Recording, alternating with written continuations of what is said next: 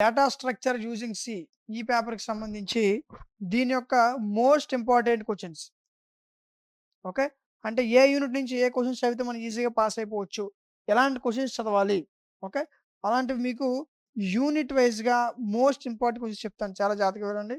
ముందుగా మనం first unit చూసుకున్నట్లయితే, ఫస్ట్ యూనిట్‌లో మీకు నంబర్ ఆఫ్ టైమ్స్ రిపీట్ అయ్యే క్వెషన్స్ ఇవి. ఓకే. ఎక్కువ క్వెషన్స్ ఉంటాయి. 7 క్వెషన్స్. అంటే ఎక్కువేం కాదు. మెటీరియల్‌తో పోల్చుకుంటే చాలా తక్కువ. Okay.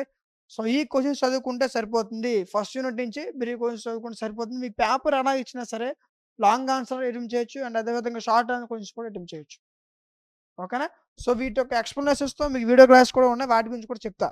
Okay. Right. Next unit 2. Unit 2లో మీరు మిస్ చేసుకోకుండా చదవాల్సినటువంటి క్వెషన్స్ ఇవి. ఓకే.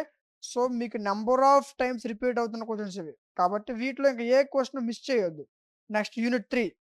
యూనిట్ 3లో ఉన్న మోస్ట్ ఇంపార్టెంట్ క్వెషన్స్ ఇవి. ఓకే. ఇవి దాటి ఇంక వెళ్ళొద్దు. ఓకే.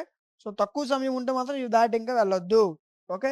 సో, ఈ క్వెషన్స్ యూనిట్ నుంచి మీరు మిస్ చేసుకోకుండా చదవాల్సినటువంటి క్వెషన్స్ ఇవి. ఓకే. Next unit 4. యూనిట్ 4లో మీరు మిస్ చేసుకోకుండా చదవాల్సినటువంటి క్వెషన్స్ ఇవి. ఓకేనా? యూనిట్ 5. యూనిట్ 5లో చదవాల్సినటువంటి మోస్ట్ ఇంపార్టెంట్ క్వెషన్స్. మీకు యూనిట్‌కి 6-7 క్వెషన్స్ ఇచ్చాను. ఓకే. యూనిట్‌కి ఒక 3-4 క్వెషన్స్ కావాలనుకుంటే కామెంట్ సెక్షన్‌లో టాప్ 3 ఇంపార్టెంట్ క్వెషన్ కామెంట్ చేయండి. వాళ్ళ కోసం వీలైనంత త్వరగా వీడియో మీ వద్దకు తీసుకురావడం జరుగుతుంది. సో, ఇలా మీకు ఈ టోటల్ 5 నుంచి ఏవైతే క్వెషన్స్ చెప్పానో, ఇవి చదువుకుంటే తక్కువ సమయంలో మీ ఎగ్జామ్ ఈజీగా పాస్ అయిపోవచ్చు.